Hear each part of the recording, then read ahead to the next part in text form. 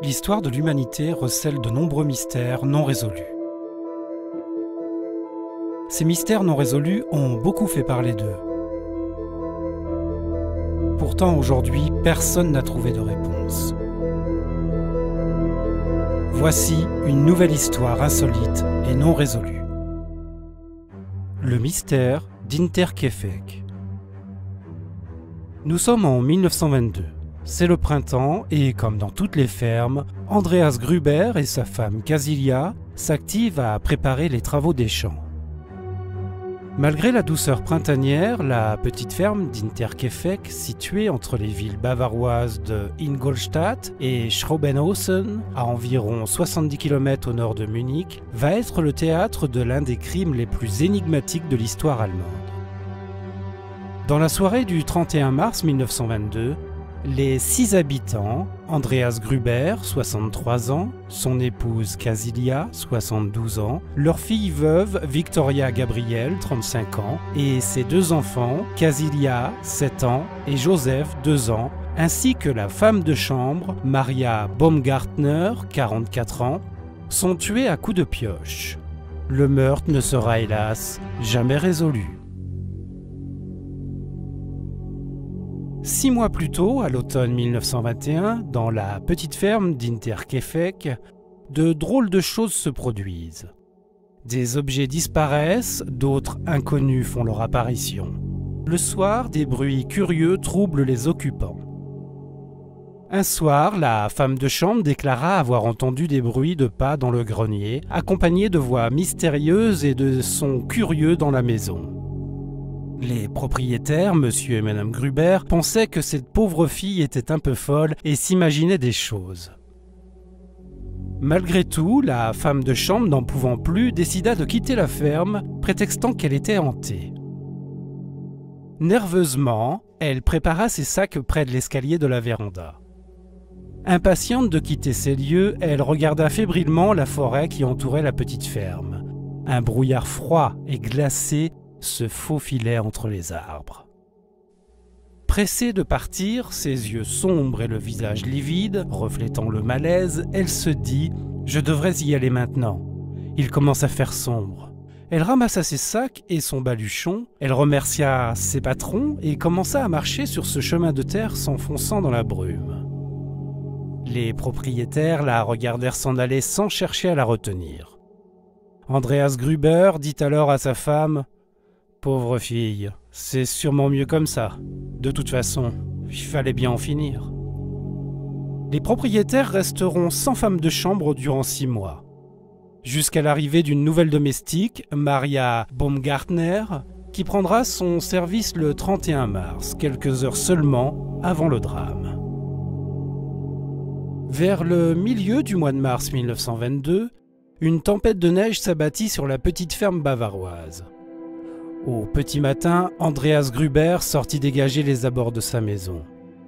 Il remarqua de profondes empreintes dans la neige fraîche derrière sa maison. Il suivit ces traces qui s'arrêtaient à quelques mètres seulement des bâtiments. Le vieil homme, nerveux, revint sur ses pas et constata que les traces s'éloignaient à travers champs et se perdaient à l'orée du bois qui entourait sa ferme. Un frisson lui descendit jusqu'à l'échine, réalisant que quelqu'un était venu pour les observer. Il retourna dans la ferme, fouilla la maison, la grange, la remise où étaient rangés les outils, mais rien ne semblait avoir bougé. Il repensa alors à son ancienne bonne et se demanda si lui aussi ne devenait pas fou. Il préféra ne rien dire à sa femme et garda tout cela pour lui. La nuit suivante, sa femme le réveilla. Elle venait d'entendre des bruits de pas dans le grenier. Andreas attrapa son fusil et se précipita dans les combles. Rien, personne. Le grenier était vide. Il vérifia toutes les pièces de la maison en vain. Le lendemain matin, il se réveilla tôt pour vérifier s'il y avait des traces de pas dans la neige. Mais là encore, il fut surpris de ne rien constater. Mais après avoir fait le tour des bâtiments, il aperçut un journal sous le porche juste devant chez lui. Intrigué et curieux, il le ramassa et feuilleta quelques pages. Il ne l'avait jamais lu et ne l'avait jamais vu chez lui auparavant. Andreas se décida de tout raconter à l'un de ses voisins. Qu'il avait découvert des empreintes de pas dans la neige menant de la lisière de la forêt à la ferme, mais sans trace repartant de la ferme. Il signale également des bruits dans le grenier et déclare avoir trouvé un journal inhabituel. Malgré son inquiétude, son voisin lui dit n'avoir rien remarqué d'anormal, ni rien de spécial ou de curieux. Andreas retourna chez lui et quand il voulut prendre le trousseau de clés qu'il avait posé sur son bureau, il s'aperçut qu'il avait disparu. Il questionna tous les membres de sa famille, mais aucun d'entre eux ne savait où se trouvaient ces clés. Il laissa tomber et se remit à son ouvrage de la ferme. Au cours de la matinée, alors qu'il voulait ouvrir la remise à outils, il remarqua des traces indiquant que quelqu'un avait cherché à forcer la serrure. Le vendredi 31 mars, une nouvelle domestique, Maria Baumgartner, arriva à la ferme pour prendre son service en début d'après-midi, quelques heures seulement avant le drame, sans savoir que cette première journée de travail allait être aussi sa dernière. En début de semaine, le voisinage est surpris de ne voir personne de la ferme depuis le vendredi précédent. Le facteur a remarqué de son côté que le courrier du samedi précédent était toujours là où il l'avait laissé. Personne de la famille Gruber n'était présent à la messe le dimanche. La jeune Casilia, âgée de 7 ans, n'était pas allée à l'école ni le samedi, ni le lundi. Le mardi 4 avril, les voisins, inquiets, se décidèrent à rendre visite à la ferme pour prendre des nouvelles. 3 hommes arrivèrent sur place et trouvèrent l'endroit étrangement calme. Malgré leurs appels, personne ne répondait. Seul le chien près de la grange aboyait. Ils ouvrirent la porte de la grange avec une certaine appréhension et ce qu'ils découvrirent les stupéfia. Une mare de sang recouvrait le sol en terre battue où gisaient les corps d'Andreas l'agriculteur, de sa femme Casilia, de sa fille Victoria et de sa petite-fille Casilia. Les corps étaient empilés les uns sur les autres de façon très ordonnée. Ils étaient vêtus de leurs vêtements de nuit à l'exception de Victoria et de sa fille Casilia. Les 3 hommes étaient horrifiés par cette vision macabre. Ils quittèrent la grange et se dirigeaient vers la maison dans l'espoir de retrouver le petit Joseph, certainement mis à l'abri par la nouvelle femme de chambre. Lorsqu'ils entrèrent dans la chambre maternelle du petit, une nouvelle découverte macabre se présentait à eux. Le corps inanimé du petit était couché dans son petit lit. Dans la chambre voisine, c'était celui de la nouvelle servante, Maria, qui lui baignait dans son sang. Au total, 6 personnes avaient été tuées de la façon la plus horrible qui soit, mais pour quelle raison ?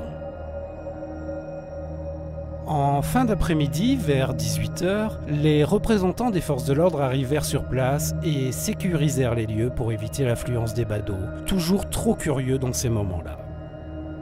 2 jours plus tard, soit le 6 avril 1922, c'est le docteur Johann Baptist Müller, médecin de la cour, qui effectue les autopsies dans la grange.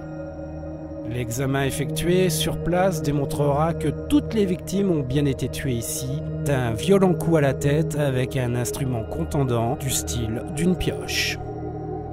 Les coups portés étaient nets, précis et décisifs. Le meurtrier devait certainement savoir se servir d'un tel instrument et ses intentions semblaient très claires. Le corps de la jeune femme Victoria montrait également des traces de strangulation. Après les autopsies locales, les cadavres furent décapités et les crânes envoyés à Munich pour un examen plus approfondi. Les jours suivants, les inspecteurs de la police de Munich vont interroger plus de 100 suspects plus ou moins proches des victimes. D'après leur enquête, il semblerait que le ou les meurtriers soient restés dans la ferme plusieurs jours. Les meurtres se seraient produits dans la nuit du 31 mars, soit dans la nuit du vendredi au samedi. Mais pourtant, ce qui paraît incroyable, c'est que les voisins ont vu de la fumée sortir de la cheminée durant tout le week-end. Chose étonnante également, de la vaisselle sale et un lit défait dans lequel quelqu'un aurait dormi quelques heures. Les animaux de la ferme ont été nourris tout le week-end et paraissent en pleine forme. La famille Gruber était fortunée, mais même si l'enquête aurait pu s'orienter sur un crime crapuleux, les bijoux, les pièces d'or et de grosses sommes d'argent furent retrouvés intacts dans la maison. Mais alors quelles étaient les motivations pour assassiner froidement et méticuleusement toute une famille ? Personne ne fut arrêté et des questions restaient sans réponse. Pourquoi le ou les meurtriers sont restés dans la maison après avoir tué ses victimes ? Pourquoi avoir nourri le bétail ? Quels étaient les bruits entendus au grenier ? Et si tout cela relevait du surnaturel ? Plusieurs hypothèses se dessinèrent au cours des années qui suivirent. Karl Gabriel, le mari de Victoria, avait été déclaré mort durant la Première Guerre mondiale en France en 1914, mais son corps n'a jamais été retrouvé. Une des hypothèses est qu'il ne serait pas mort et pourrait être l'assassin. Pourquoi ? Une rumeur racontait une relation incestueuse entre Andreas Gruber et sa fille Victoria, et que le petit Joseph serait né de cette relation. Un mobile suffisant permettant de croire au retour de ce mari trompé pour se venger. Mais on ne le saura jamais, car le corps de Karl Gabriel n'a jamais été retrouvé. Officiellement, l'enquête fut close en 1955, la ferme fut rasée et un mémorial fut dressé à son emplacement. Les 6 victimes reposent en paix au cimetière de Wedhofen.